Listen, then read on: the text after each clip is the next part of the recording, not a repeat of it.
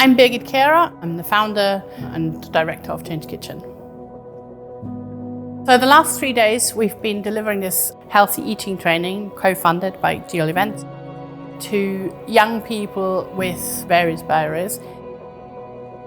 We work with some of the most vulnerable people in the society in Birmingham, both in terms of the people who volunteer with us or get trained with us. Most of them have multiple labour market barriers. We work with people who've got background in homelessness, addiction, people who have mental health problems, a whole big array of people who we will support through training and then into work.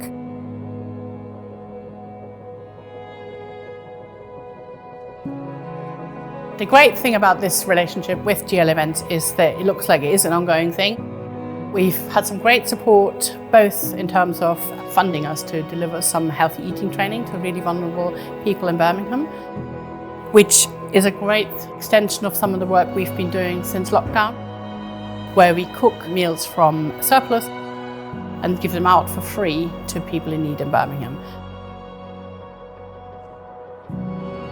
It seems great that we now can teach some of those people how to cook healthy meals from potentially the surplus they get in their bags. I'm going to not give you this, but everyone's getting one of these. It's a hand blender.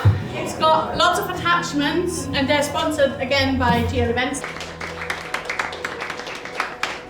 In terms of the Commonwealth Games sort of legacy, I think the big thing is with the healthy eating training in particular, is being offered to people who would normally not be able to access it. That's really amazing.